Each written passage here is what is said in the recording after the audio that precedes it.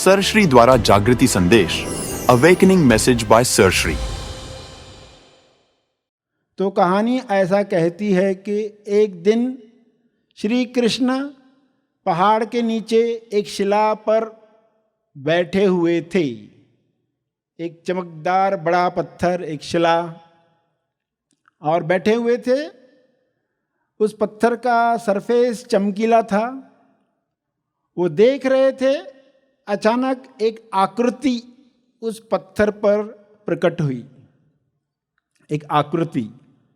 और श्री कृष्ण अचरज में पड़ गए कि इतना सुंदर स्वरूप किसका है, और ऐसा तेज मैंने देखा नहीं है। वे आश्चर्य कर रहे थे और वहां से गोप गोपियां कुछ गुजर रहे थे।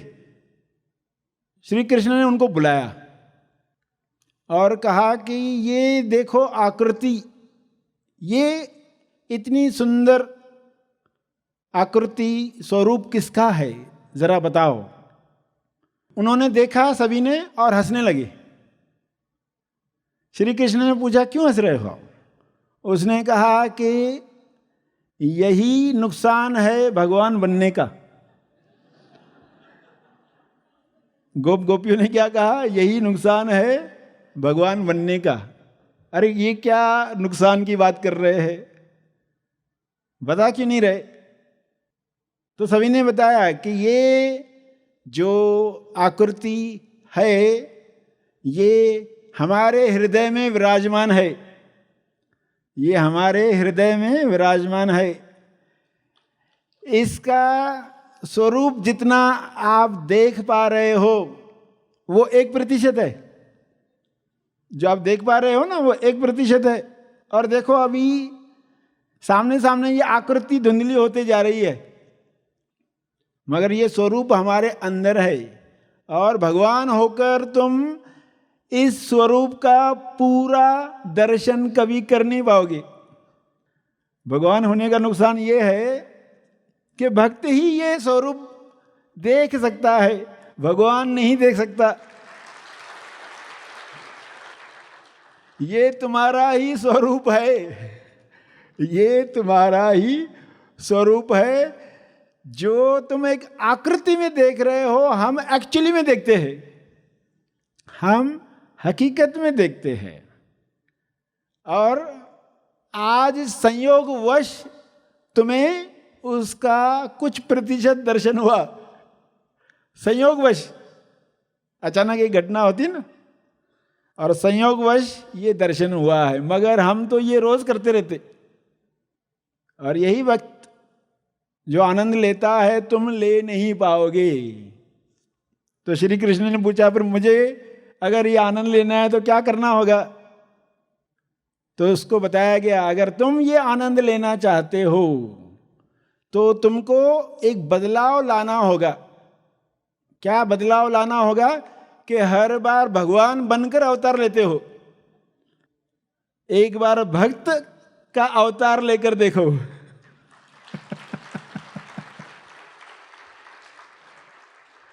एक बार भक्त का अवतार लेकर देखो, तो ये दर्शन होने वाला है।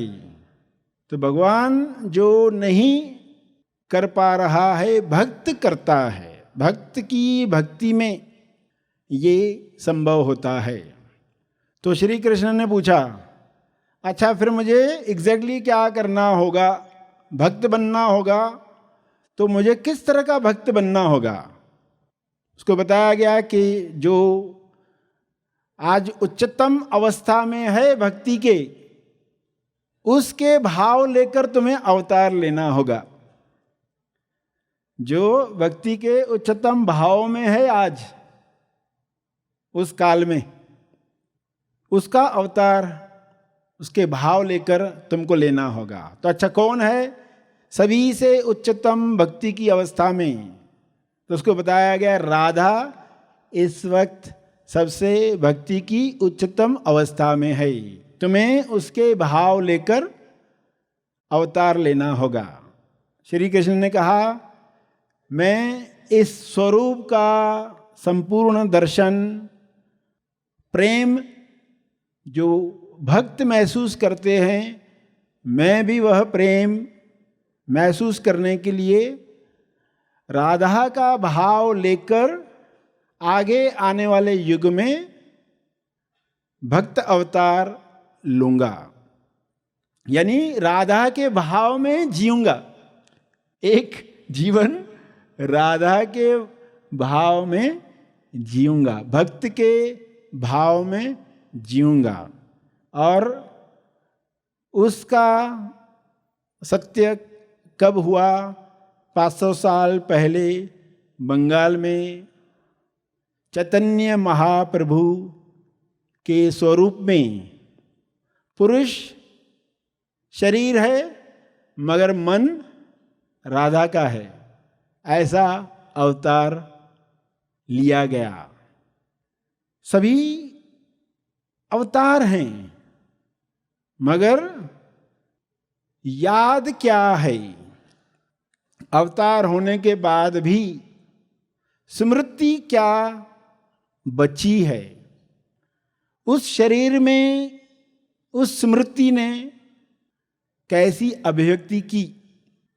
ये कहानी से आपके सामने कुछ बात रखी गई, जिसमें मुख्य भक्ति के भाव को, प्रेम को स्वयं जब ईश्वर महसूस करना चाहता था तो उसने भक्त अवतार लिया। ये एक कहानी। इस कहानी का दूसरा पहलू दूसरी कहानी से रखा गया है। कहानी ऐसी कहती है, कथा ऐसी कहती है, कुछ कथाएं होती हैं सचमुच हुई नहीं हुई उसमें हमें नहीं जाना होता है, हमें उसके पीछे का भाव समझना होता है। क्योंकि भक्ति भाव है, ज्ञान बुद्धि से शुरू होता है, भक्ति भाव से शुरू होती है। कहानियों के माध्यम से बताने का फायदा ये है कि कहानियाँ आगे के युग में पहुँचती हैं और कोई समझदार उसमें से वापस वही अर्थ निकाल सकता है। भक्त का जन्म हुआ किस उद्देश्य से? दूसरी कहानी कहती है कि एक बार श्री कृष्ण और राधा बैठे हुए थे और राधा ने कहा, क्या एक बात मेरी मानोगे? कौन सी बात तुम मनवाना चाहती हो? श्री कृष्ण ने कहा। राधा ने कहा कि मैं तुम्हारे प्रेम में जो विरह का अनुभव करती हूँ, विरह का यानी वियोग का, वियुक्ति का, मैं चाहती हूं कि तुम भी वो अनुभव करो। मेरी इच्छा है कि तुम भी वह अनुभव करो। योग और वियोग, योग का अनुभव तो तुम करते हो, ज्ञान योग पूरे पृथ्वी पर, गीता योग लोग करते हैं, मगर वियोग का अनुभव तुम्हें करना है, ऐसी मेरी इच्छा है। मैं चाहती हूं वो तुम महसूस करो तो मुझे तुम समझ पाओगे। तो श्री कृष्ण ने वादा किया कि मैं इस विरह को महसूस करने के लिए एक अवतार लूंगा आगे के जीवन में, और मैं राधा के भाव में एक उम्र बिताऊंगा। और उस वादे को निभाया गया और 500 साल पहले चैतन्य महाप्रभु के द्वारा वह वादा पूरा किया गया। तो इन दो कहानियों में दो बातें जो सामने आईं वे थी प्रेम और विरह। दोनों के कॉम्बिनेशन से जो अवतार निर्माण हुआ उसके बारे में आप जान रहे हैं। तो ये सुनकर किसी को लगे कि ये किसी विशेष इंसान की कहानी है, इसके साथ हमारा क्या संबंध है? तो संबंध समझने के लिए आपको समझना होगा कि आपके अंदर प्रेम किस अवस्था में है, आपके अंदर वियोग अलग महसूस करने का भाव किस अवस्था में है। क्यों कहानियों में आपको श्री कृष्ण की जगह पर सेल्फ लेना है, सेल्फ लेना है। और तोलुप मन जो है, जो समर्पित होना है, वो इस समर्पण के साथ उस अवतार का उद्देश्य पूरा करता है। तो श्री कृष्ण सेल्फ का एग्जाम्पल लोगे तो आपके अंदर सेल्फ आज किस अवस्था में है? क्या उसको भुला दिया गया है या उसकी याद आती है? प्रेम महसूस होता है, एकात्मता महसूस होती है, तालमेल महसूस होता है। और जब आप माया में चले जाते हैं तो क्या वियोग महसूस होता है, विरह महसूस होती है, जो आपको खींचती है वापस अपने तेजस्थान पर, अपने सेल्फ पर, आप जो हो उस पर। तो अवतार जो हुआ उसमें ये दोनों बातें हैं। ये एक ऐसा अवतार है जिसको युगल अवतार कहा जाता है। युगल यानी दो एक साथ, श्री कृष्ण और राधा, युगल अवतार। तो उनके जीवन की एक कथा से शुरू करते हैं, जीवन के बीच से एक प्रसंग लेकर शुरुआत करते हैं कि एक मंदिर में दर्शन के लिए कई लोग आए हुए थे और भक्त अवतार भी वहां गया हुआ था। और उसने झुककर नमन किया। जब मूर्ति के आगे लोग खड़े हैं कई, और उसके पीछे ये आए और उन्होंने झुककर नमन किया।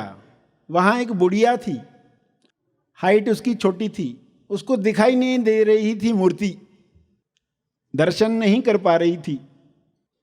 तो उसके बाजू में ही ये नमन करने के लिए झुके, जैसे ही बुढ़िया ने क्या किया, उनके ऊपर चढ़ गई दर्शन करने के लिए, उनके कंधे पर खड़ी हो गई और दर्शन करने लगी। सभी भाव विभोर दर्शन कर रहे हैं। और ये सीन जहाँ पर भक्त अवतार झुका है, उसके कंधे पर बुढ़िया चढ़ बैठी है, खड़ी हो गई है। और उस भक्त अवतार के साथ कोई आया हुआ था पीछे, वो बुढ़िया पर चिल्लाया, क्या कर रही हो, दिख नहीं रहा है तुम कहाँ खड़ी हो? बुढ़िया ने जब देखा, उसे तो पता ही नहीं था, अरे किसी इंसान के ऊपर मैं खड़ी हो गई हूँ। वो उतर गई और भक्त अवतार के पांव छूकर माफी मांगने लगी, मुझसे गलती हो गई, ये मैंने क्या कर डाला।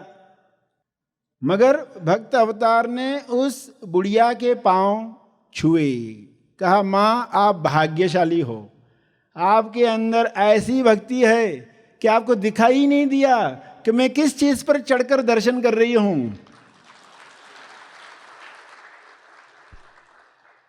काश मैं ऐसा भाग्यशाली होता, काश मुझ में ऐसी भक्ति होती कि ईश्वर के अलावा मुझे कुछ दिखाई नहीं देता।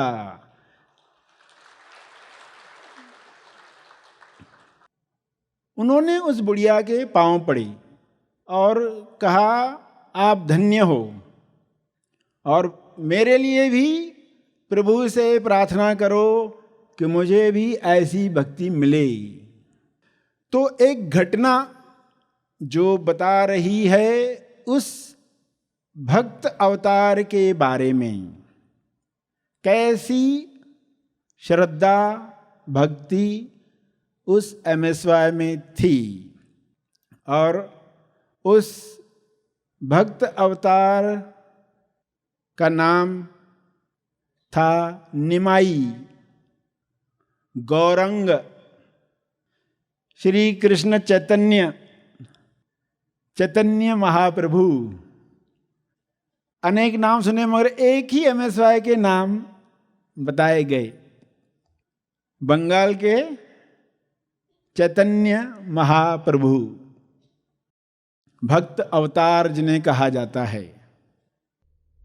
जब जब धर्म के ठेकेदारों ने समाज में यह भ्रांति फैलाई कि ईश्वर को प्रसन्न रखने का, उसे पाने का मार्ग बहुत कठिन है, तब तब स्वयं भगवान ने अपने ऐसे पारस भक्तों को पृथ्वी पर भेजा जिन्होंने इस मिथक को खंडित कर दिया। साथ ही जन सामान्य को भक्ति का सहज सरल पाठ पढ़ाया और उन्हें अपने संपर्क में लेकर सोने की तरह शुद्ध निर्मल भक्त बना दिया। चैतन्य महाप्रभु सखी भाव धारण करने वाले ऐसे ही महानतम वैष्णव भक्त थे जिन्होंने बड़े बड़े वेद वाक्यों, अनुष्ठानों आदि को एक सीधे सरल मंत्र में बदल दिया। उनके मार्ग पर आज भी लाखों करोड़ों भक्त चल रहे हैं एवं आनंद के साथ भक्ति की अभिव्यक्ति कर रहे हैं। चैतन्य महाप्रभु झूमते गाते भक्ति द्वारा चैतन्य बनने की कला, भक्ति भाव, बोध और आनंद का अनोखा संगम। इस ग्रंथ द्वारा आप चैतन्य महाप्रभु की आनंद लीला के साक्षी बन भक्ति की विभिन्न अवस्थाओं को समझने जा रहे हैं। उनके पारस प्रभाव से आप भी सोना यानी सोने जैसा भक्त बन भक्ति एवं आनंद की वर्षा से सराबोर हों। इसी शुभकामना के साथ यह ग्रंथ आपकी सेवा में प्रस्तुत है। इस पुस्तक को ऑनलाइन ऑर्डर करने के लिए हमारी वेबसाइट है www.gethappythoughts.org या हमें 9011013210 इस नंबर पर कांटेक्ट करें। धन्यवाद।